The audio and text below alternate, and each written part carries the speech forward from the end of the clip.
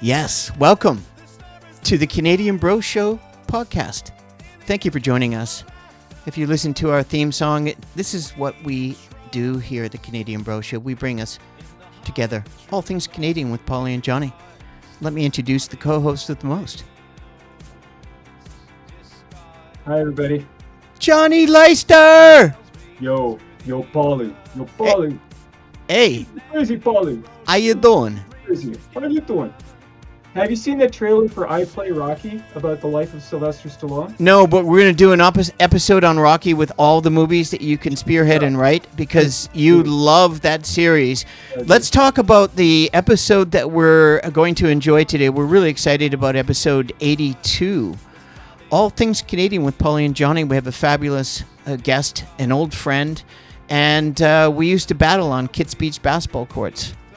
And we all grew up in the same time in Kitsilano, in the 60s, 70s, 80s, 90s, and extremely excited to have none other than Mr. Alexander Te.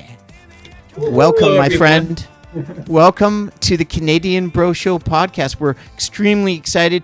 He is the partner of the SCP Strategic Capital Partners and semi-retired or actually just fully retired. Lucky guy. Welcome to the show. Fully retired. That is fantastic. And how's that working out for you? It has been a wonderful journey. A new leg of the journey. Look at that house he's sitting in, Paul. That looks like Wayne Manor from Batman. I mean, it's so ornate and beautiful looking. Holy moly. Yeah, you know, it's my addiction to being, I'm a hoop junkie, Alexander, I'll call you Alex, in case you don't remember. Not only did I love to play basketball, but this is my studio at my house in Kelowna, and it's largely a large part of my favorite parts of basketball cards I collect. And I'm surrounded by Wilt Chamberlain and Larry Bird and all prolific scorers, Kobe Bryant, even a couple of photos of me playing. And it's a place where it brings me sanctuary. And I do the show from here. And initially when we did the show before, it was from the other side of that room. And this room looks so much better. So thanks for noticing, Johnny. You said that before. You like all of the way the cards are all Very cool. in. Yeah, there's 60s, 70s, 80s, 90s. It's quite a mix. And I've got caricatures and a little cartoon. Some might say it looks like a 15-year-old boy's bedroom. That's not too far off from the truth. But I'm 62. So, hey. My wife says, it's about time you grow up. And I'm like, I don't think so.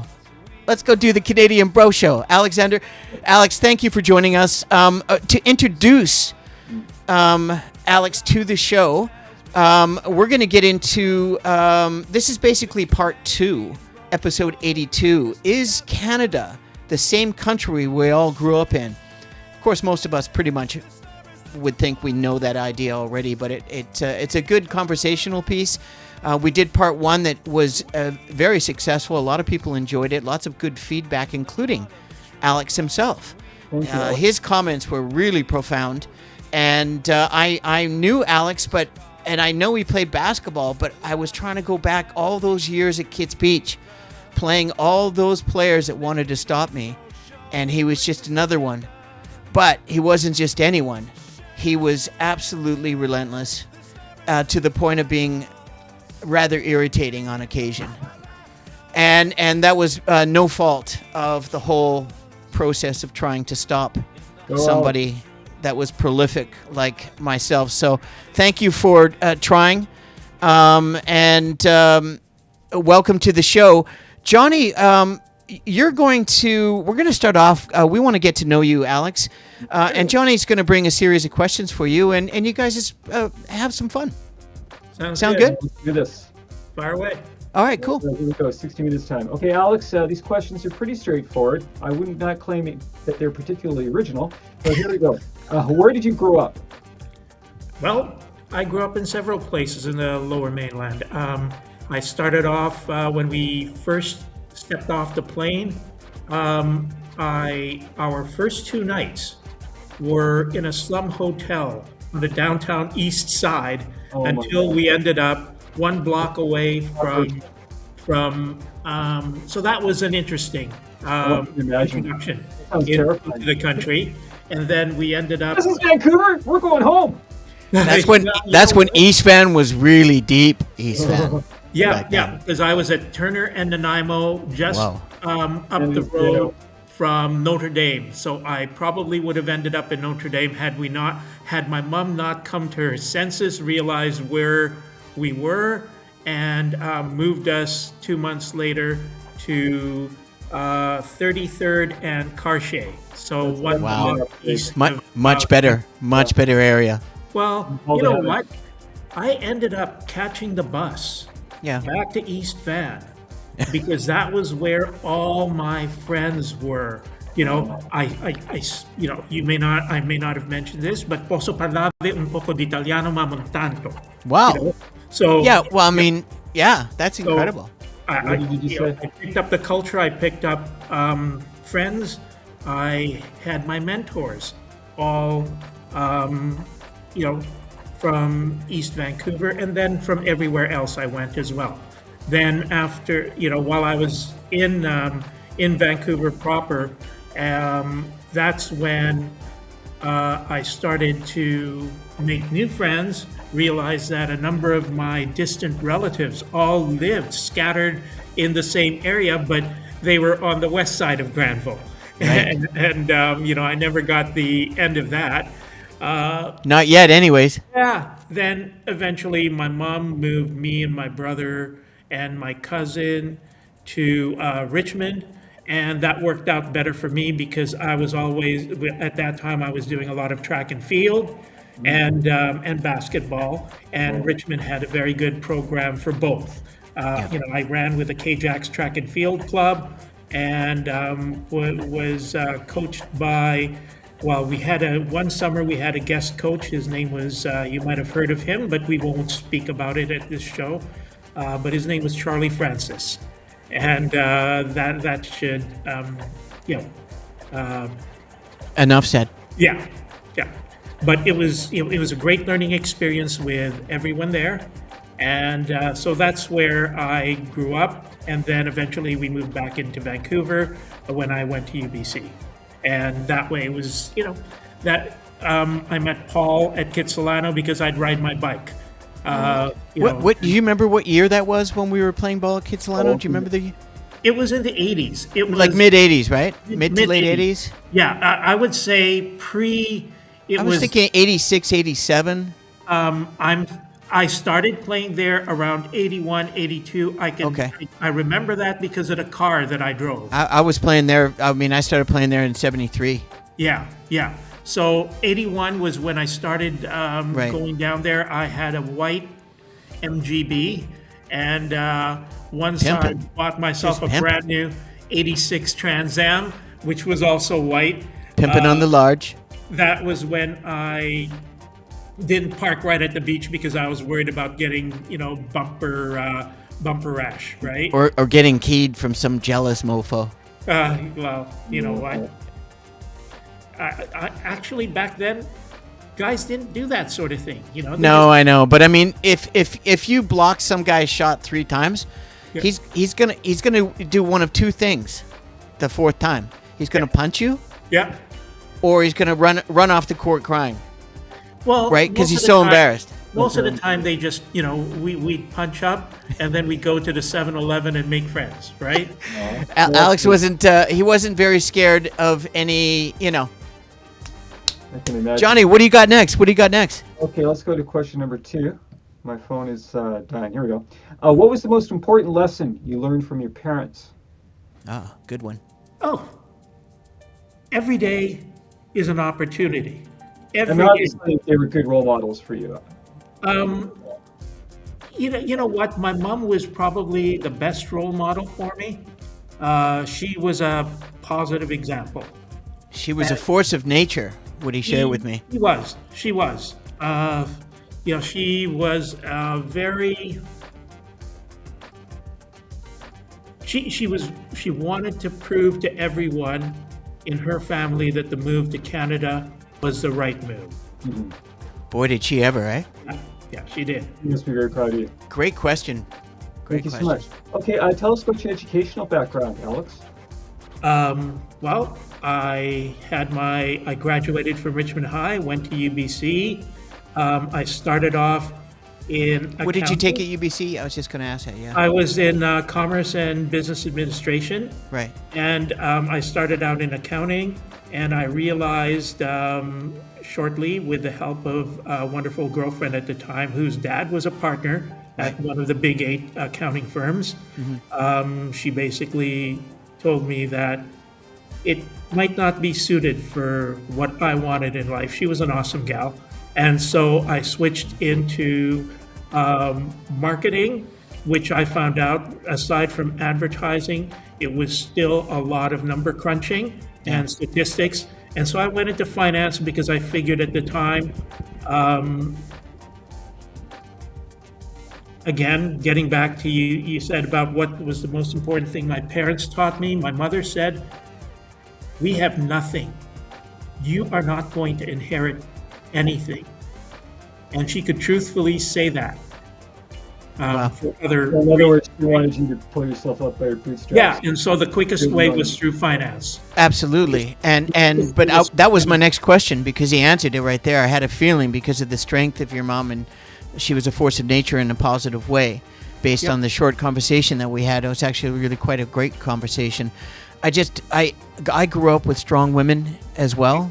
Yep. And because my family was from a broken nature, if you will, a rather dysfunctional, some might say, and largely attributed to the men abandoning their families, unfortunately.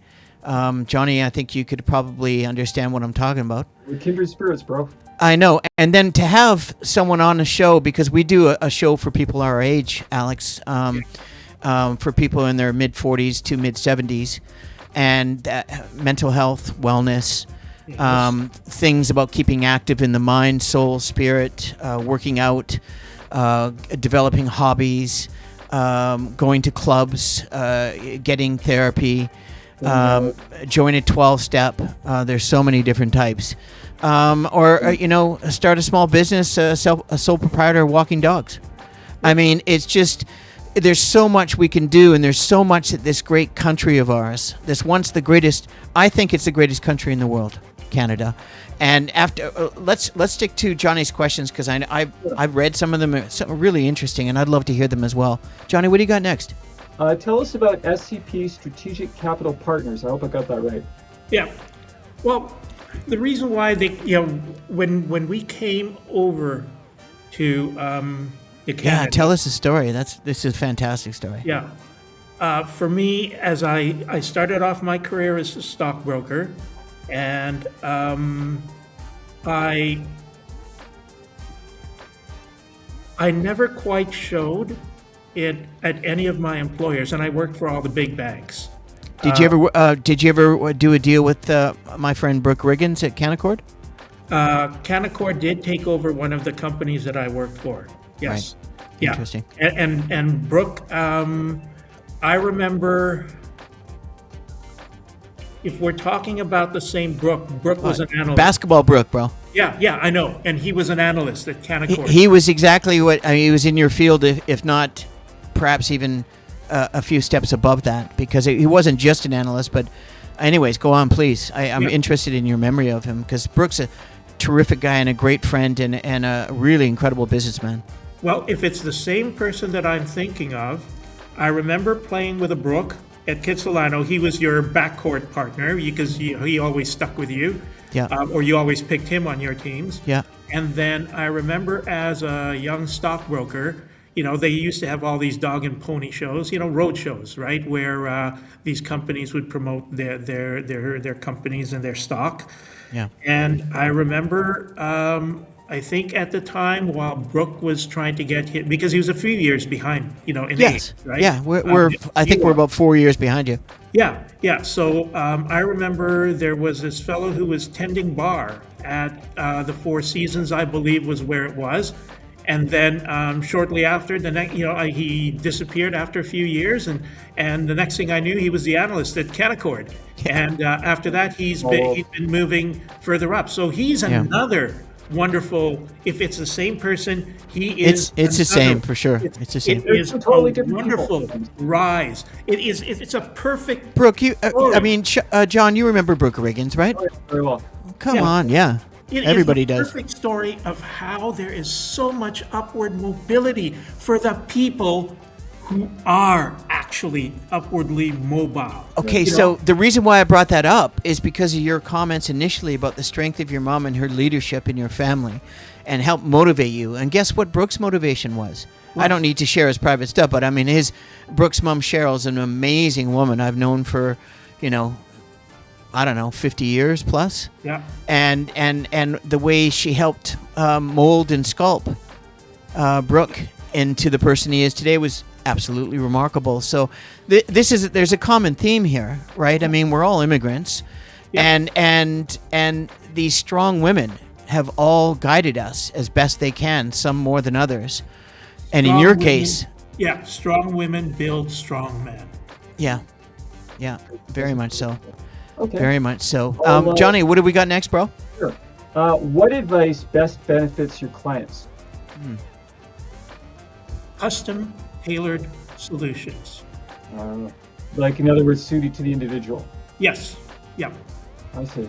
Managed product. Managed product has its position in a client's portfolio, but it is only part of the customized solutions. If you don't have a customized solution, you are not best served. Right. And I don't want to sound like Yes, so many a people salesman take here. a better approach to life, right? And it doesn't work because we're all unique. Exactly. But Yeah. it's not the sales though, Alex, isn't it? It's more about the client finds something in you that they really like and trust and enjoy. That relationship builds business, and the business builds relationships. Well, let me tell you, because this is the one opportunity when I can honor all my mentors. You know, when I first started out, I got hired here in Vancouver as a stockbroker. I had an opportunity to go back east in Toronto. At the time, it was in 1985, 86. So we were in a big recession then. You know, my mom and her sisters had lost multiple properties during the recession and 21% interest rates. And people here, everyone close to me, everyone who seemed to give a care about me, they all said you wouldn't want to go back east. People there are very discriminating, and they won't treat you like an equal. With regards to culture, is what you're saying, Well, or just flat out race? Well, no, anything. Anyways, Right. I get off the plane. I start saying hello to everyone. I landed on a Friday, went to Kinko's copies on the Saturday, printed up resumes, distributed them on the Monday. I got called in for my interview on the Tuesday, and they told me to start at the beginning of the month on Thursday. And so, you know what? Yes, in answer to what people said, they won't treat me like an equal. You know what? Once I got hired by the firm, they didn't treat me like an equal. They treated me like a favorite son. There you go. So I think, people in general, Canadians in particular, are like mirrors. They reflect whatever energy you shine on them. Yeah, I So agree. you know what? You send negative energy, you're going to get negative energy. What do you expect? Exactly right. Yeah. You know? Well, That's and a I good point. talk about that all the So time. that's, Yeah, we talk about that often, eh, John? yeah. 100%. Yeah. No, it's nice it's really refreshing to hear that because exactly 100%. You get what you give. Okay, I read your profile, Alex. Very interesting. What are international property swaps? There are some countries that have currency restrictions. Oh, But some of the people may have managed to get some assets out of those countries. A country would be China, as an example. Not so much. Well, that could be one of them, but there are others. And there are a lot of other countries now that would end up causing some friction between their government structures, because of the tax schemes. And Of course. as a result, it's much easier to, if somebody's interested in establishing in a particular country and it's one of the countries that we serve, then we could immediately set up companies in both countries and then have shares of those companies swapped between the owners. And then that way nothing really moves. Wow. Just the ownership of the vehicle. Interesting. That's a good question, Johnny. Alex, you might want to tilt your webcam a little bit. Can you do that? Because we've lost below your nose. We've lost your entire chin. I want to see your handsome face, bro. That's better. Here. There you go. Our viewers want to see your face. Okay. Right. What advice? They want to see your face, but they don't want to see any blackheads. You know what I'm saying? Yeah. So, What advice would you give your 12-year-old self? You're in the DeLorean from Back to the Future, and you've gone back in time to the year when you were 12 years old. What's the first thing you say? That's the easiest. That is the easiest answer. Oh, here we go. Enjoy everything without any guilt. Yeah. I would say something like that to myself too. No. Seriously, when the first time I started making real money, big money, my mother thought I was undeserving, or at least she made it seem like she thought I was undeserving. I think deep down she was proud, but you know what? I grew up with a lot of guilt, and I never quite enjoyed the things that I had earned and built up. The fruits of your labor. There was always a shred, that little shred of guilt, whether it be from Catholic, Lutheran background. The Catholic guilt is is unmatched, right? By anything other than a Lutheran. Around your neck, right? That. Wow. I mean, just Lutheran, the name scares the crap out of me. Certainly the first 6 letters. Yes. That's Lutheran. You know what? No, that was not what I was thinking, Johnny. I know. So what do you got, Johnny? Okay, very good. Very interesting. Good, Alex. Thank you so much. Okay, if you had a magic wand, how would you make it easier for people to own property? Education. Education. Yeah. You know what? My mom got her first property because of the currency restrictions, we couldn't get anything out. What happened was there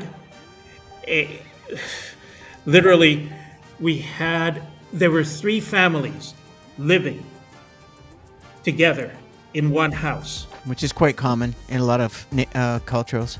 Yes, but we were all from different cultures. Oh, but wow. we had one thing. All 3 parents had one thing in common. They needed to build equity fast, and they didn't want to spend it on rent. Right. And so what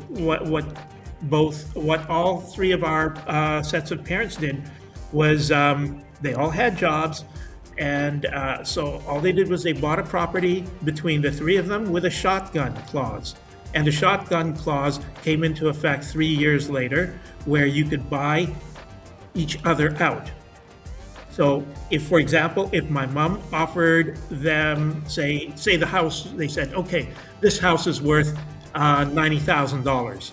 Then they can either buy her share for $30,000 or she buys the other 2 for $60,000. And then encourage the same group to go and do it again. Yes, and they did over and over. Because the next property, after they had, the first property when they sold, we all went our separate ways.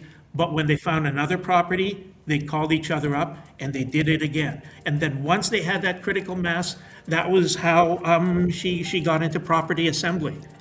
Johnny, I was telling Paul, Alex, it's the power of compounding, gentlemen. It's compounding. Yep. It's leverage 101. Yep. But you got to start somewhere. Yep. That's super interesting. Okay. That's fascinating, eh? Yeah, and for young people, I'll tell you what, when I first moved to London, This was 1997. Wow. London in Very well. 97. I was in London in 97. Yeah, you know how weird the houses were? They had Yeah. the bathtubs. The Yeah. bathtubs were in the kitchen. I know, Okay, that's you took your bath in the kitchen. Okay. Yeah, it's because somebody didn't take a permit out at the local municipality to Yeah. get those, and so they just said, "Hey, the plumbing's in the kitchen. Let's just put You got it. a clawfoot right there. Yeah, That sounds like a that- fetish. It's right by the garden. It gets good southern light. Yeah. Yeah. It's so crazy, man. Sounds like a good way to get around That's it. the UK for you, for Yeah. sure. Hey, and Johnny, by the way, and just on a quick side note, Alex's wife was born in Cambridge in the United Kingdom, Wow, and I was born in Cambridge in the United Kingdom. You know how rare that is? that is crazy. Yeah, Yeah. it is. Anyways, how many more questions you got, bro? I got through 2 or 3 more. Good. What advice would you give to? I got 2 more after this one. What advice would you give to a first-time buyer?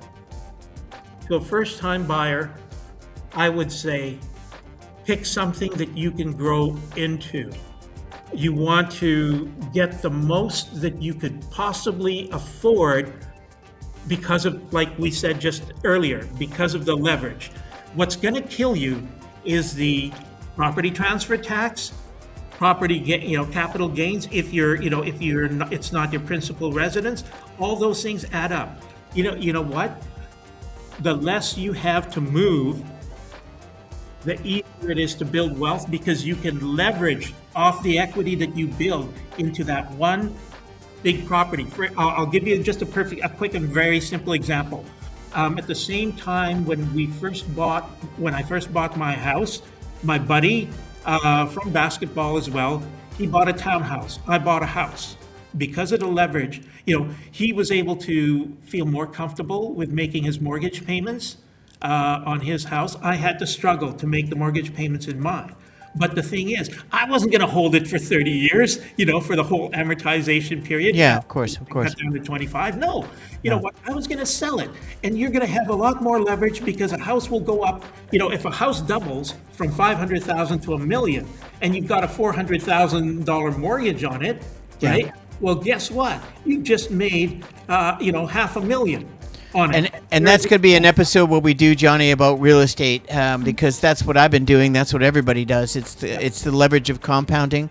Yep. It's building equity to leverage the equity to reinvest in favorable terms at the right time. It's a fascinating scenario, and it works. And as an example, I've got the house in Kelowna. I'll carry probably more mortgage debt on my house in Kelowna because I have dirt. Yes. I have a 1/4 acre in the best neighborhood in Kelowna. And that dirt is more valuable. If you can call a house, and it is a house, if you have a townhouse and you have a nice end unit with a little bit of green, that's your house. But it's in fact a townhouse, which is a strata. And you're investing in strata. It's a different type of ownership. If you buy dirt, which is Alex, what he did, and his friend bought a townhouse, which he called his house because he wanted less payments. You buy a house that's less, and you get the dirt. It's a license to print money if you hold it. You don't have to hold it for 30 years. You could just use the power of leverage to buy more and then flip it if you need more liquidity, right? That's a whole different episode, Yeah. though. Yeah. That's a whole other. But it's a good question. Very good question, Johnny. Thank you. Okay, 2 more questions, and then over to you, Paul. Okay. I'm wondering. Paul and I talk about movies all the time. I'm wondering if you've seen Glenn Ross. Have you seen that movie? And if you have, what did you think of it? Do you know that movie? Oh, great question. It's about real estate salesmen. It's a very dark. Yeah. No, I have seen It's it. wr't by David Mamet. Yeah, one of the great writers of all time. Let me tell you this without revealing too much. Spoiler warning. While Our fan base is not that big, but this could help. Glenn Ross, and even The Wolf of Wall Street, as salacious as it may seem to some people, those were mild compared to the life. That's what Paul was telling me. Compared to the life that I had as a co-owner of a franchise of Canaccord, actually. Really, eh? I didn't know that. In Metrotown. Yep. Okay. Yep. Yeah. Interesting. You know, Great place to open a satellite office. Well, you know what? We ended up with the entire. I'll give you a story, very quick one. At that time, because of the success that we had in Metrotown, no one thought we would succeed there, right? No. But Because no one else had. Because, well, it had SkyTrain and it was a beautiful tower. We were in Metro Tower too. And Burnaby South is beautiful, man. The Central Park's right there. Yep. And I used to run there, and what happened was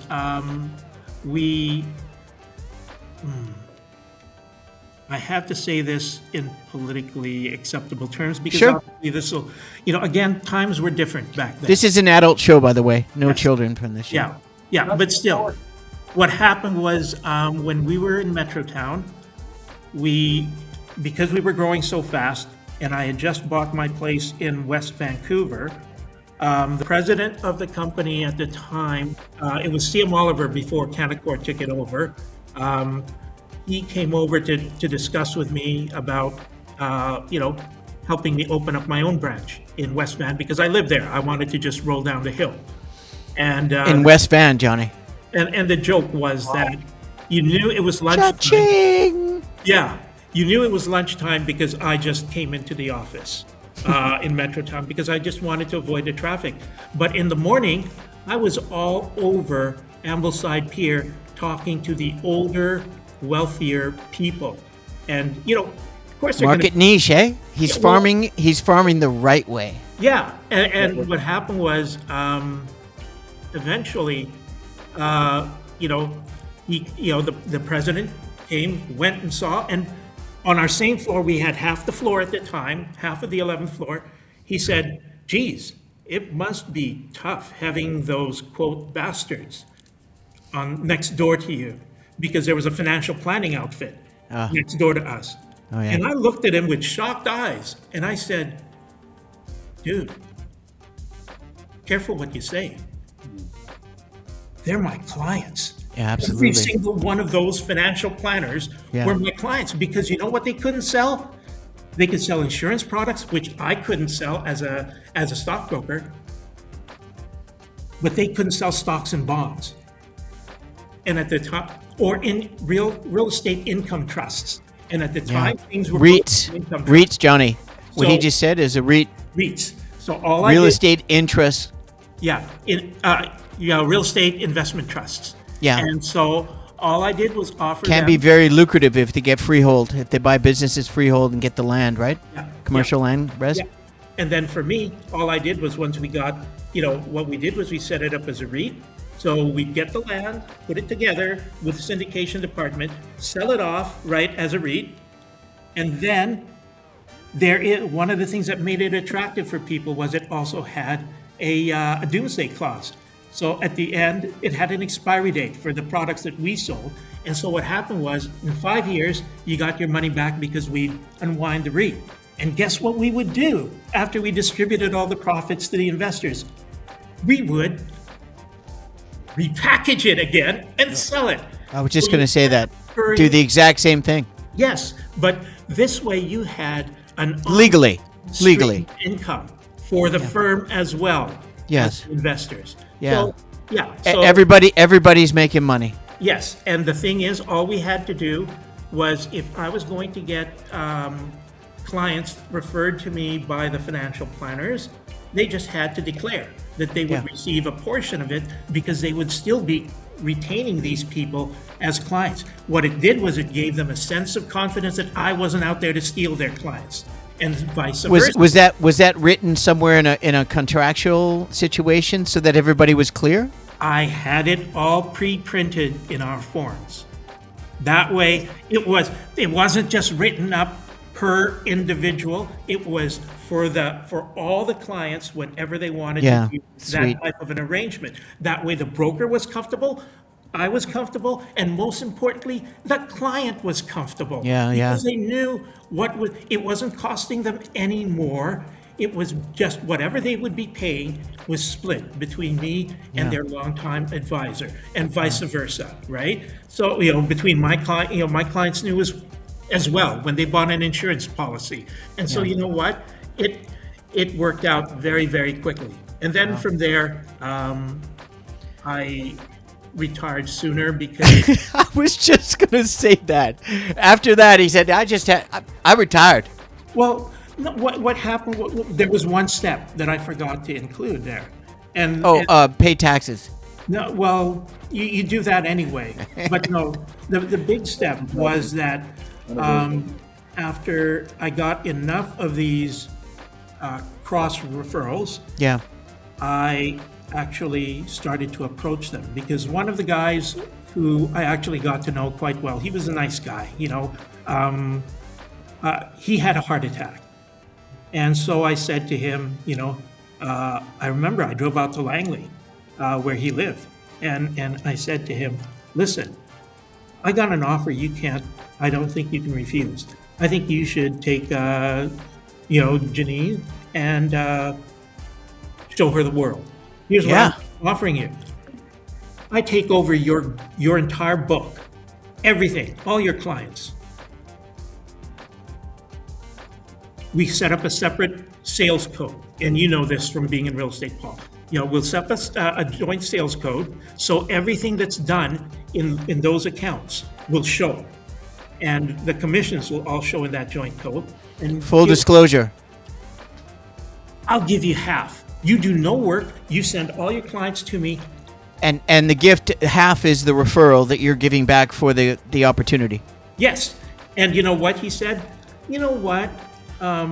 That sounds like I spent 30 years building up my clientele. And it seems And Alex changes the game in one sentence. And then he goes, but you're trying to take over my life's work? That seems like too good a deal for you, Alex. And I said to him, oh, okay, tell you what, you take over all my clients, all 1,500 of them. They're yours. Yeah. You work, you give me half the money. Yeah. I'm going to go to Hawaii. So he figured that out. He figured that out real quick, eh? Real quick. The next day he called me and he said, can we go downstairs to the lawyers and let's put this in writing? And I go, absolutely. So he came back out to Metrotown, and we went 2 floors down.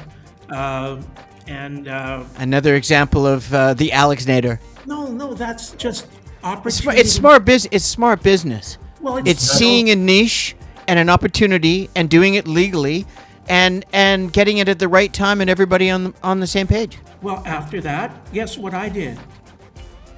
Went on vacation you retired. You know what? Most people would build, I was a cold call cowboy. Everyone as a stockbroker is, you call people and you ask them whether or not, they want to be your client. Think about how absurd it is. You call a perfect stranger up and you ask him to trust you with all of his life savings. Yeah, complete stranger on the phone. Yeah. But I mean, obviously it works sometimes, otherwise nobody would do it. Exactly. But you know what? Instead of calling up individuals, I started calling up older stockbrokers, right? Older financial planners. I started to look at people who had retirements. I actually, I donated a little bit, and my mom donated a lot. Right? She made a donation to Vancouver General Hospital, nice. And then I started hanging around there, and I actually, met some people, because you can spot other people in the financial industry because you've been to so many road shows, right? You spot the older people, and you basically, all I did was I offered them the same deal. In Vancouver, you probably spot a lot of the same people too. Yeah. And then I offered them the same deal. And, and before I forget, a friend of mine who runs the Canadian Stockbrokers Club, he introduced me to a whole bunch of the members there who are older guys, and that also worked for me. Yeah. I got to meet all those guys. I got to meet all you guys and those guys, all Brooks friends from the hospitality industry, working at the best, fanciest restaurants and bars. Yep. And they came in and let's just say that they enjoyed the social aspect of their business. Well, perhaps guys are probably looking forward to the opportunity to be a mentor, right? Yeah. And sort of take someone under their wing. And also you want to look at getting their portfolio when they retire to maybe get a piece of the action. and let you know exactly. That's smart. Yeah. So smart. Johnny, you got another question? That was One more fantastic. question. Alex, that's what I was talking about. I mean, that was incredible. Sorry, Johnny. One more question, and then I'll give you the mic, Paul. What do you think of Prime Minister Carney? Segue. This is a segue into my series. There you go. Well, Mr. Carney and his wife are very accomplished, Very educated. very accomplished individuals. His wife is more educated than he is. It's crazy. Yes, it is. Yeah, exactly. Crazy. We're getting the dumber guy. Okay. Oh my God! And he's not dumb. He's a goalie, and he's Canadian. He's from Edmonton. Exactly. That's So what I Canadians and Americans have do. the utmost respect for him. I do understand that he sees the big picture, and Yeah. going back to what I was concerned with years ago, because I was as a stockbroker, you grow up with the idea that the American capitalist system is the best system in the world. And then you quickly learn as you get older that, well, there are flaws here, or there are certain issues that are unaddressed. And then you also, as you travel more and as you see more, you understand Flaws. Yes. Flaws. Yes, and you understand that there are other ways to skin a cat. And the Chinese have their system. And you know what? When you lift 800 million people out of poverty in a matter of 10 years, in less than 10 years, you must be doing something right. Hey, and you sell entire ghost cities throughout 20% of China that are completely empty, less than 1% vacancies, and they've all been sold. Yes. One of the greatest scams in real estate history. It's called planning. I got another couple adjectives for it, but that's a good point. Yeah. Yeah. Well, thank you so much, Alex. Those are my questions. Yeah. No, happy to answer them. All right, well, excellent, and we're going to go into the segue here Just for the record. For the record. Did you tell me about what your questions were, John? No, I kind of I sprung had them no on you. advanced knowledge. No, you didn't. More spontaneous. And for anyone that's going to be watching this show in the next week or so, you don't even need any justification to understand where it's coming from. It's coming from the heart, soul, spirit of Alex. That's just the way he is. We had such a great conversation, and he talked about some of the memories, which I'm curious about of playing against me, because I wasn't the easiest person to play against. I had a bit of a chip on my shoulder all the time, and guys like Alex, a dime a dozen as far as I was concerned. I just want to get them out of the way. But when they were tenacious and wouldn't get out of the way, they were like the fly that you couldn't get rid of. And they were doing it intentionally, and then they would whisper in your ear or say something just to see how you're going to react, give you a little cheap shot. Oh, sorry about that. I didn't mean that. Of course they did. But thank you for the segue, Johnny, and thank you for the questions. And your candor and frankness and charisma, Alex, that's why you're here, and I love it. It's fantastic to be able to share this with you. And I want to segue into Johnny's last question about Mark Carney, because I haven't been able to get anybody on the show. 148 episodes. I've only had a couple of guys that even wanted to talk about in the last 2 years the importance of having somebody like Carney lead, I think, the greatest country in the world, and also address that the last regime. I call it the Canadian lost 10 years. Really, it's more like 11. It feels even longer.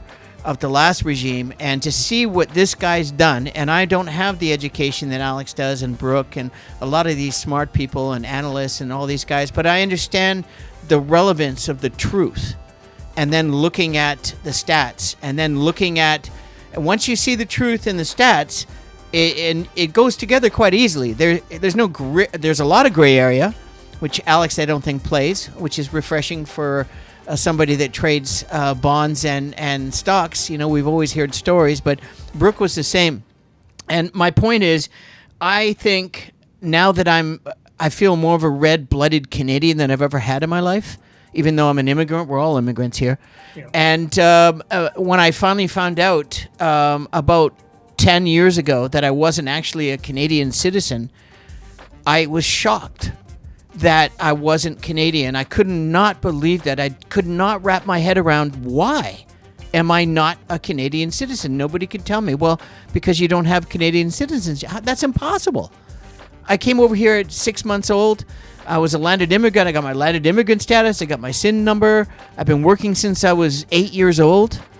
I don't know if that matters these days, especially if your pension's coming up on CCP. I guess working at 9 probably helps at some way or another. And congratulations on Johnny taking the dive. We'll talk about that later if he wants to talk about it. But my question to you is a little bit deeper, and I'm going to ask this general question to Johnny as well, because as much as he's not very interested, he's a really astute, intelligent chap, like a lot of people that like to watch free shows like this on the YouTube. It's a great opportunity, and YouTube algorithms are changing the game to help out small channels like this that can be actually considered shows. We're a podcast. We're a show. We've done 150 episodes, shows, and they want to acknowledge but getting back to has Mark Carney changed Canada's direction in the short 2 years that he's been in power? First part, 5 major moves that I made notes about that I'd like to talk about, and before we get there, that are shaping this debate. And I want everyone, all 3 of us, to examine the government's record thus far and acknowledging that Canadians may reasonably disagree about its impact, especially on how much money's been spent. But the first question is to you, Alex. Has Mark Carney changed Canada's direction in short 2 years, in your opinion? Absolutely. In a positive way? Absolutely. Absolutely. Yeah? You know what they say? No man steps in the same river twice, because the man changes and so does the river. And so the situation, he may be beautiful, maybe the Liberal Party, but this is not the same Liberal Party as Justin Trudeau's Liberal Party. And you can tell that from the people. You have some of the same people, but you know what? They are marching under a different flag to a different drummer. Okay? Our whole focus is completely different. We are a lot more confident. We're a lot more assertive. And you know what? We are a lot more globalized and universal. And you know what? To some people, they use the word globalization as a bad word. You know what? I call it risk diversification. And love it. We were too heavily dependent, unfairly even, to one country to provide for as much of our economic success, because it was easy. It was easy.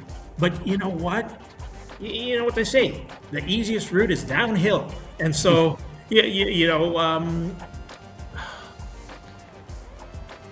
no one has ever wiped the sweat of his brow with a sense of satisfaction after going downhill than climbing a mountain. Okay? The satisfaction comes from climbing it. And you know what? This is the difference, I think. Mr. Trudeau had his mandate. The people gave it to him, but it was no longer relevant to the situation that the country found itself in. And so it was time for a change. And all Mr. Carney did was move Canada more towards the center, because we had drifted a little bit too much to the left. And why? I think, if I were to be very cynical, it was to capture as much of the votes from as broad a population as possible. But by retaining the left and moving towards the center, it pushed all the other parties to the right. And if you notice, even our so-called left-leaning parties are adopting policies that would have been unthinkably to the right under the Chrétien era. Interesting, and it's a great question. And you think about 41 million Canadians, Johnny, and Alex. How many people are actually voting every year, percentage-wise? We're talking 28, 29%. Yes. Of 41 million people. This is the apathy that we suffer in Canada with. It should be mandatory, in my opinion. It should be like death and taxes, and make your vote count. And if you don't make your vote, you should be able to You should be able to have that choice. But I really believe in mandatory voting, and it would solve a lot of the world's problems. But that's not going to be the next question, because so eloquently explained with Carney. I'd love that to start. And let me just go with the first part of the reason why I ask you that question, and Johnny as well. And Johnny, time in, or you can just sit back and listen to Alex just explain to us exactly how we need to think. Come up with in terms of the first thing I was thinking about when I was thinking about what he's done in 2 years, and I only picked 5 options, 5 things that stuck out to me, because I just didn't have enough time to go into all the other things that he's put the wheels in motion. What he's done, can you imagine the clown show? I won't even say his name, of the guy that could have been in Carney's shoes, and we were gifted by the angels of heaven a man that actually knows what the hell he's doing, and succeeded in his past, and what he's done is remarkable. I've never seen anything like it in Canada. I've never followed Canadian politics as much as I do have ever since I finally became a Canadian 10 years ago, right? I've never been a prouder Canadian. But the one thing I want to bring up is the obvious situation is we know the elephant in this huge room of a global planet, and that is the psychopath down south. I won't give him a name because I could come up with 1,000 names, and they're all rather derogative and negative, and we're not there. I don't care about that. What I do want to ask Alex and Johnny is rebuilding Canada's relationship with the United States. How is Carney done thus far, in your opinion? And it's not going to finish while this guy's still in power. He is a complete, it's crazy. But how do you notice how he deals with not just Trump, but all world leaders? He's so calm. What are your thoughts? Has he done a good job thus far? Amazing. I'm going to let Alex take the baton on this one. Yeah, absolutely. Go for it, Alex. Because so before you answer, Alex, let me just ring this off for you. One of the government's top priorities has been managing trade and security relations with the U.S., including discussions around tariffs, which are complete ridiculous. I've never seen anything like it. Doesn't make any sense. Supply chains, border security, fake drug problems, immigration issues, economic cooperation. Supporters argue that this has improved dialogue during this challenging period. In 2 years, what are your thoughts? I think that certain issues are brought up by individuals or members of an administration because they have been... Or a regime? They have been lingering sore points in the back of far too long. A lot of Americans. You know, it's like that monkey on your back, gnawing away at the back of your brain. You talking about dairy, something as simple as dairy? You know what? We will never get to the point where enough dairy is going to be consumed in Canada that they hit the threshold level for the good point. for the higher tariffs. It's not going to happen. Yeah. We not unless we had cheese and dairy for 3 meals a day, and then we force fed it to everybody else.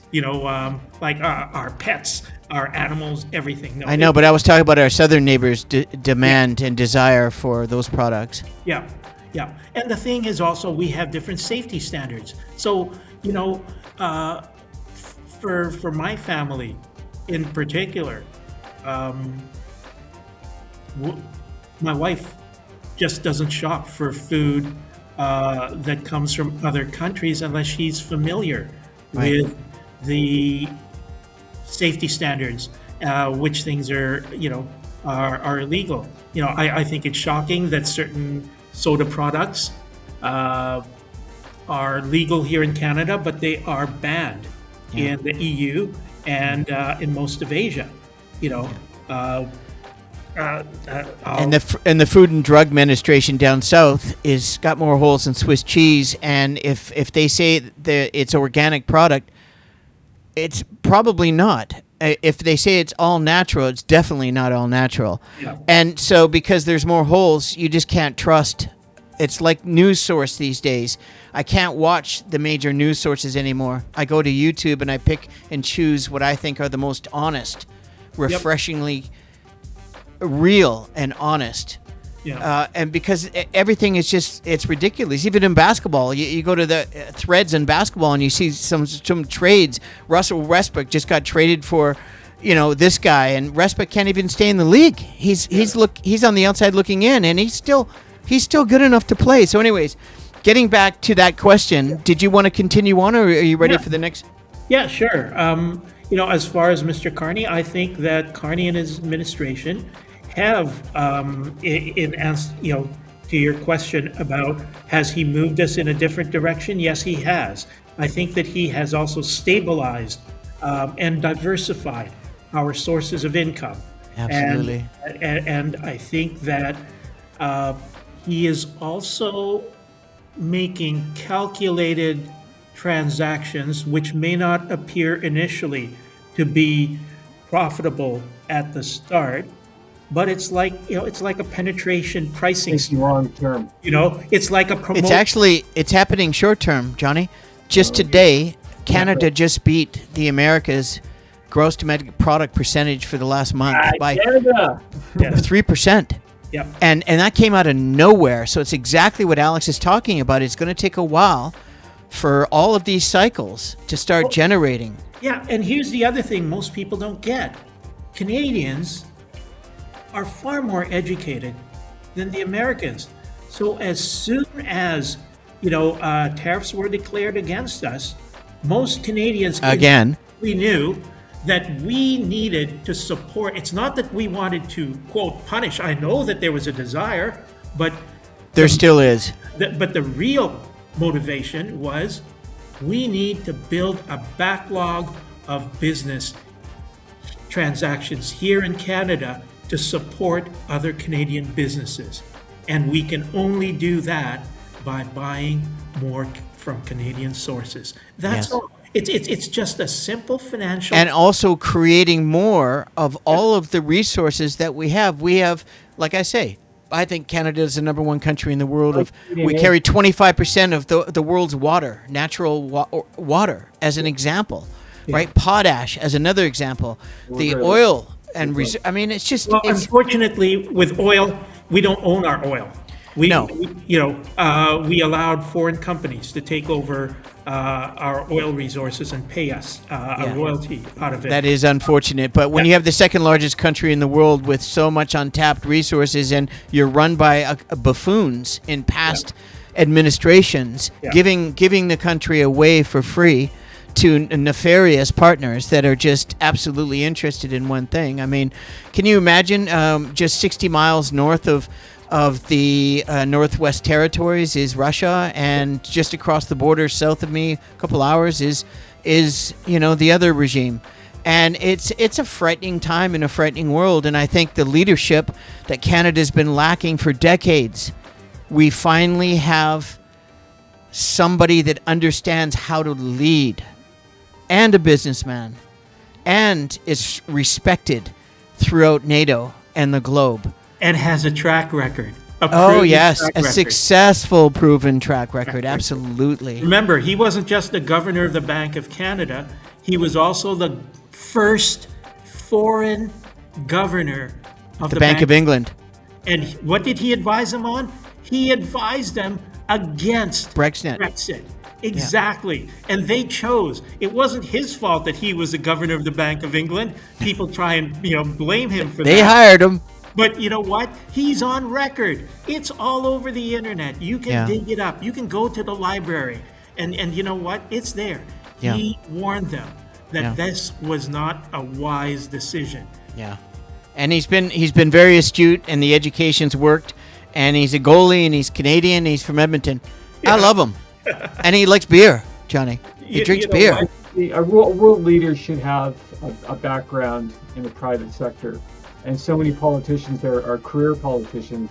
And again, they're just kind of sticking their finger in the wind, and that's how they decide their policies. Yeah, that sounds like the clown show that is Pauly. Their employment as a politician, as opposed to someone who's actually been in the real world and has actually accomplished something.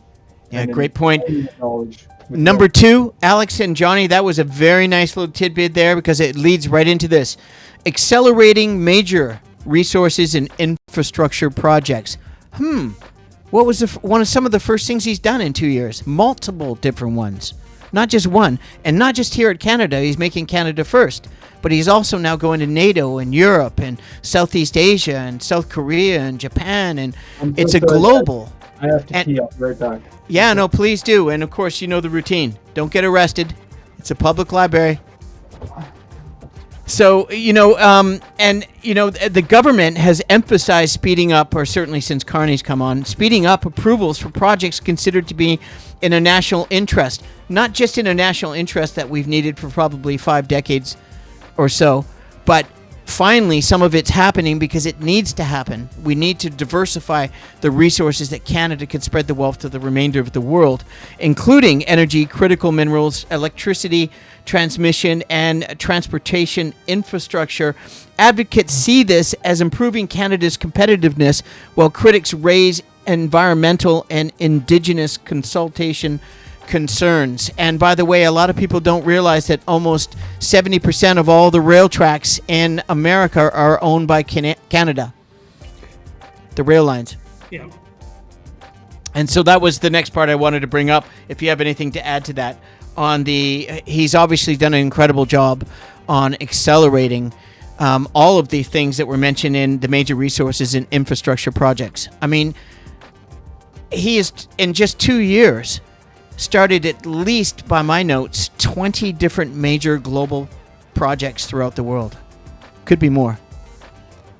And on top of that, he has been looking for solutions in order to get our oil and other resources Yes. to the rest of the world, Yes. particularly to the markets that need them, both on the Atlantic and on the Pacific side.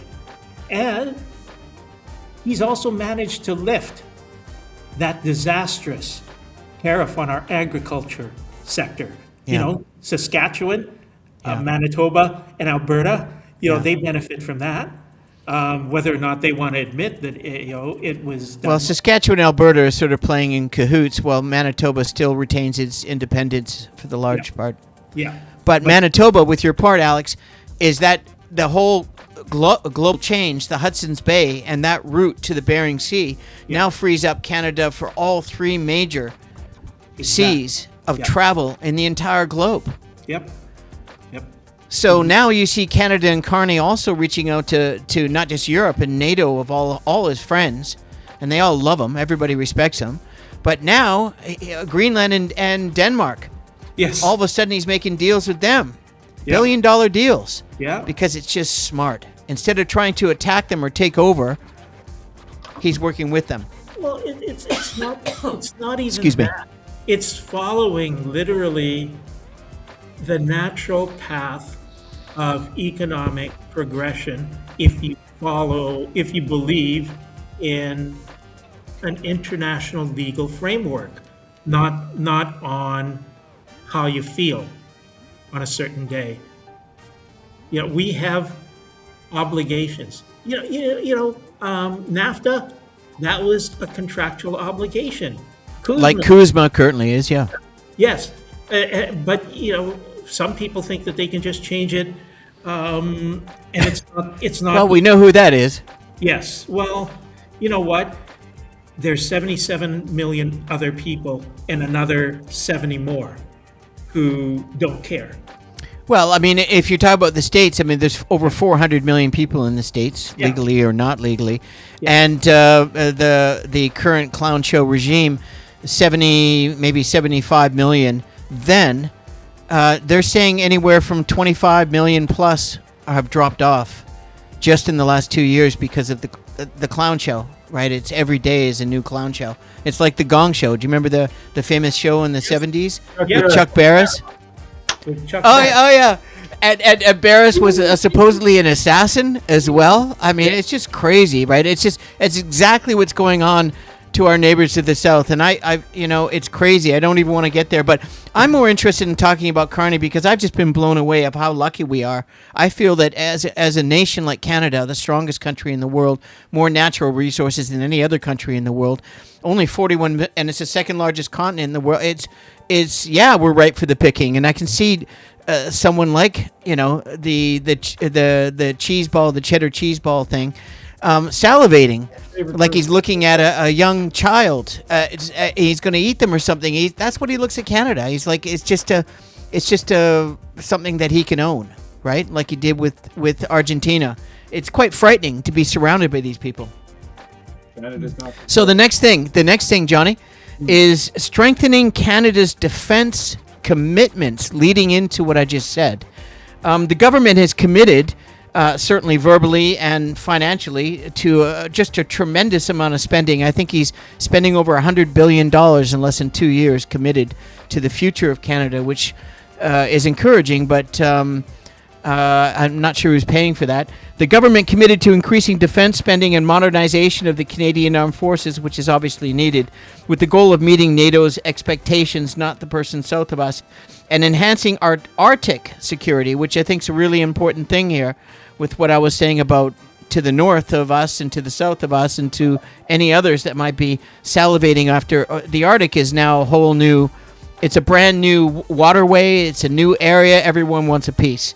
And many observers see this as a notable policy shift, and Kearney has got to it.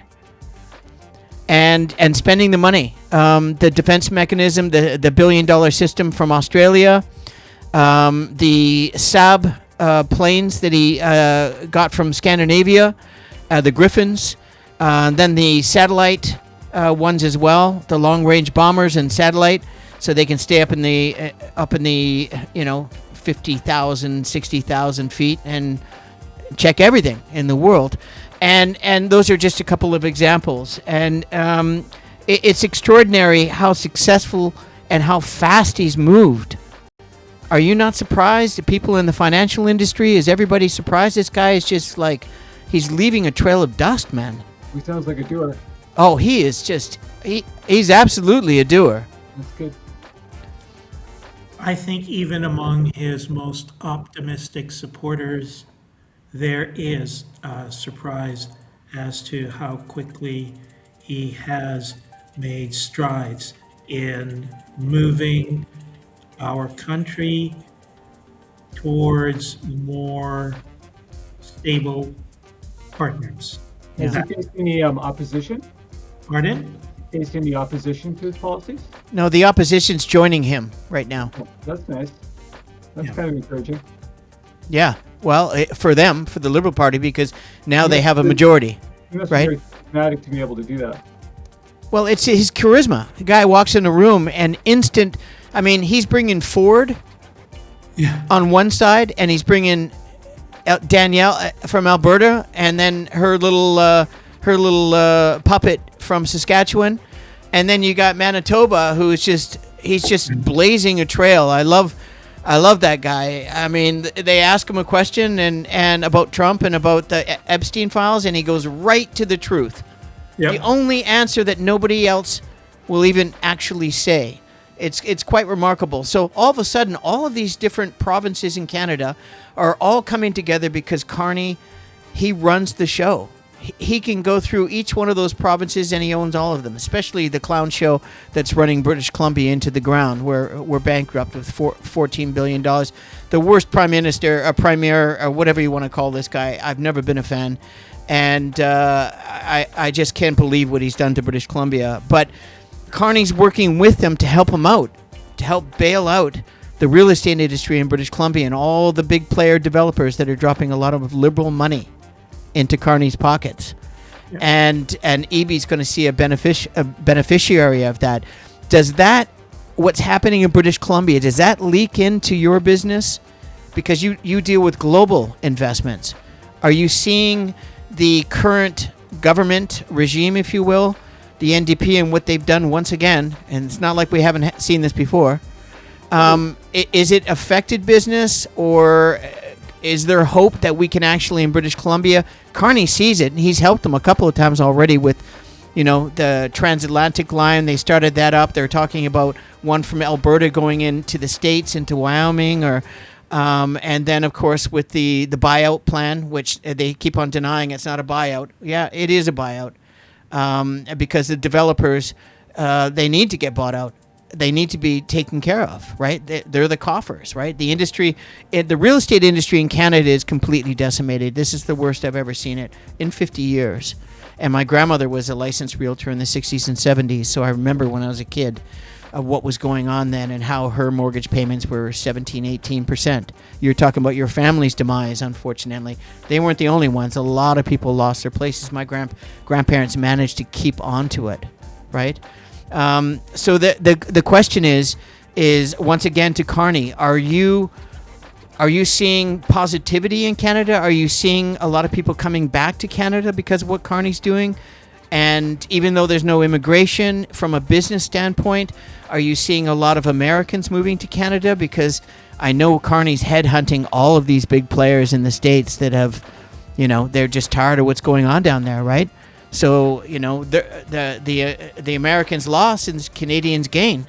You think about the talent that we can get, right? How does that growth? How do we get growth if we don't have immigration and we don't have foreign investment in real estate? And the Bank of Canada wants to raise rates when we're in a hyperinflation and a stagflation at the same time. Like, are your investors positive? Is this short-term angst, or is Canada the place to be for the remainder of the 21st century? Are you asking me directly, or are you asking John? Take over, Alexander. I would ask both of you, but I know, Alex, that you're just gonna take it to a whole new level. Let me put it this way: in I think it was 2018 when they started to put in the extra tax on the vacant properties. Oh man, not a good idea. Yeah. Exactly, because you're punishing people who worked hard, and then you also, to save that money. And I will tell you, I was on a flight to Hawaii with my wife and my son at the time, and in the, I think it was Alaska Airlines or Delta. And I take Alaska magazine, I opened it up, and there were these two very blonde, very big-haired, very busty American ladies who were real estate agents, and their ad was very simply, and they both, you could see how busty they were because they had their arms both outstretched. And the caption on it was, "We would love to welcome you to the beauty of the Bay Area and all the amenities and wonders that surround us." Period.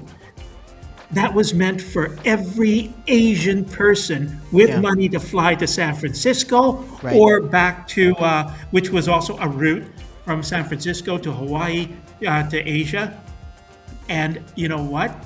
They didn't have to spell it out because everybody, all my Asian clients were feeling targeted and unwelcome. Let me repeat those two words. Targeted and unwelcome. Yeah. And you know what? So were Native Canadians who had worked their butts off to build enough equity because they understood one thing that a lot of people don't. Yeah. And I wrote an article years ago when I was still a stockbroker and I was trying to diversify people into real estate investment trusts. Right. And I said, and I backed it up with the research, the number one indicator of your children's success is whether or not their parents owned their own home. Yeah. Period. Yeah. Because not only did, never mind the psychological stuff, it shows that the parents instilled a sense of discipline and saving and postponed gratification because they knew that owning that piece of dirt, as you put it, Paul, was so important to building a legacy. And that's why it's so important for certain other cultures. It's not just in China, it's not just in Taiwan, it's not just in Korea or Japan. In fact, there's less of an issue in Japan and Korea. They've got real estate that they want to give away. But we're talking about European countries where people understand the importance, because for the longest time, only a very small segment of their societies had enough resources to own property. Yeah. And you know that, Paul. Most of London is owned by the Duke of Westminster, which I think is Charles, right? Or King Charles, So anyway, welcome to the Commonwealth. Yes, thank you. So you know what, Mr. Eby has with Andy Yan and another person, the newspaper reporter. David Baines, I think it was, They all had an axe to grind against the real estate industry, because they thought at the time, because none of these people had actually owned real estate when it was going through the 1980s collapse, where they thought, oh, well, anyone in real estate is just making money hand over fist. You know what? It's cyclical. Actually, I think Eby had a house down on West Point Grey. Yeah. Actually, back then. When he was a lawyer, because he could afford it, and he got it on a steal, and I believe he still has it, but he doesn't like to talk about it. Yep. Right? And it's there aren't too many things that I agree with Mr. Eby on, but one thing I do agree is that there is no alternative at the moment. This is that, and he knows that, and that's definitely a topic for another episode for sure. We're going to wrap up this interview, because this interview, honestly, Johnny, I think we could probably do this for another hour, but I don't want to take up too much time of Alex's. We're at an hour and 15, so we like to keep it in that area, and I just want to say I hope you come back, Alex, because that was some of the best action. I've been waiting for this all day. And it's just so nice to see your energy and your smile, and to think of when I look at that photo of you at LinkedIn, well, I don't know, 10 years ago or whatever. Yeah. That's the Alex I remember, because of wiry, strong, fast, and relentless, and just like a black fly if you're doing the Joffrey Alpine trails out past Pemberton. And the black flies up there are the size of, they're incredible, just relentless. But and it's not just relentless in life; it's relentless in business and family. You've just so much success in your life, and it's really, really wonderful for you to spend some quality time and share that with us. And Johnny, once again, thank you for your questions. Everything was awesome. Now, before we go, Alex, Johnny's a prolific writer. So we give him an opportunity to tell everyone about his main character, what he writes. He's written thousands of books. and then at the end of his reading of, he'll explain it all. Then we just talk about what books we're reading right now, and then we'll finish up the show shortly thereafter. Just another 5 minutes or so. Well, Alex, not to beat my chest about it, but I'm a self-published author. I started writing books in 2019. And this is my boy, Lee Hacklin, a private investigator. This is my most recent short story. I love that. I love that photo. Came in at about 30 pages. They're getting shorter and shorter. This one is called, Paul, you like this title, The French Kiss Connection. I love it. I patted myself on the back for that one. I love it. So, and he's a 70s private investigator in Manhattan. It's, I grew up on a lot of privatized shows like The Rockford Files and Cannon. And I basically... Kojak. I basically on an actor. You might remember Alex, an actor named Jan Michael Vincent, who's kind of a Brad Pitt of his day. Lee is a smoker, a drinker. He's a ladies' man, but he has a heart of gold, and he doesn't like bad people. So here we go. My latest Lee Hacklin, which I finished yesterday, is called Chicago Ready, Chicago Set, Chicago Go. Here we go. Chapter 1. I was in my office. The day was hotter than Adrian Barbeau. and I was lost in my latest literary diversion, Fahrenheit 451 by Ray Bradbury. I love books as much as Cookie Monster hates broccoli. There are people who live their entire lives without ever reading a book to the last word. I didn't believe in God at that point in my life, dear reader, but if I did, I thank him every day for not being one of them. 10 days without a client, but who's counting? Just me, dear reader. Easy, Tiger. Desperation doesn't suit you.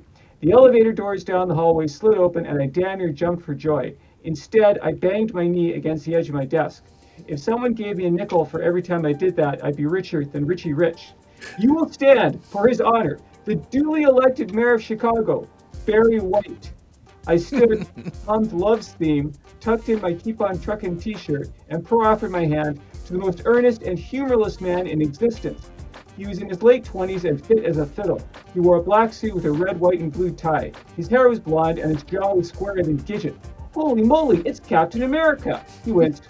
My hands, for your information, are registered with the FBI as lethal weapons. They must be free at all times. Have you seen Corvette Summer? Luke Skywalker's the star. Silence. You can't make friends with everyone, dear reader. All the while, another man stood in the hallway. He was black.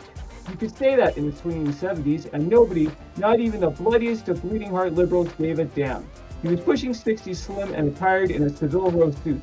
After walking past the Sentinel of Liberty, we shook hands. You'll have to forgive Larry. He was born without a funny bone, but he means well. Lee, the Windy City is going back in time. She's following in the footsteps of Rome. There's a new Al Capone in town, and his name, by happenstance, is Al Capone. You're aware of what happened to Christian Talbot, I assume. Yes, sir. Alex Talbot was Chicago's police commissioner. A week ago, while he was in his office, he opened the top drawer of his desk and it exploded. Lee, a federal task force is working with CPD to bring Capone and his army of thugs to justice. On the surface, he's a legitimate businessman, but underneath, he's slime. We need all the help we can get. Lee, how would you like an all-expenses-paid trip to Chicago? I'm at your service, sir. Oh, Larry, you're flying low. He looked down and zipped up. Thank you. It's not hard to build a bridge. Sometimes all it takes is a teaspoon of honey. And that's chapter 1 of my latest Lee Hackman. Thank you so much. Another awesome chapter. Worst writing ever. No, Johnny, thank you kindly for that. And just to finish up, Alex, Johnny and I are prolific readers, sure. And we're both writers. He's published, I'm not. But it doesn't stop us for reading when I have the time. And this is once again, this is another take on the Born Identity. Yeah. And it's the Born Ascendancy from Robert Ludlum's the Born series. Yep. And this Ascendancy, and this is from a Dutch author. He's actually really prolific, named Eric van Lustenbader. And don't say that 5 times. Van what? Exactly. Yeah. And it's actually really well done. I love the Born series, and it's a quick read, and I've already read it once, but I've enjoyed it, so I'm reading it again. I'm reading I was once reading Lord of the Rings, and I just picked up this book the other day. It's called The Eye of the World. Robert Jordan, this is another Lord of the Rings sort of fantasy type series. There's 14 of these bad boys, and he actually passed away before finishing the series. But another writer named Brandon Sanderson picked up where he left off. It kind of lags in the middle, but towards the end, it gets really epic. So that's what I'm reading. It's excellent. It's absolutely awesome. Excellent. Yeah, and I think it's an Amazon series currently in production, if I'm not mistaken. Okay, cool. And I have a pun for it, though. And a pun before we go, and I'm going to put some music on as we're going to be going. After the pun, Johnny likes to do a pun, Alex, at the end of the show. Sure. I'm just going to put on my Canadian Bro Show music because we're going to be taking you out of the scene. Go ahead, Johnny. All right, here we go. A king and a queen walk into a bar. The bartender says, "I'm sorry, I can't serve you. You're not 21. You're welcome." I missed that. You're under 21? It's funnier the second time. Here we go. Yeah. A king and a queen walk into a bar. The bartender says, "I can't serve you. You're not 21. Yeah, got you. I love it. All right, guys. Hey, listen, Alex, we're going to have you on the show again. I'm just going to take you guys out of the scene so I can listen to the music and everybody can see the podcast stuff.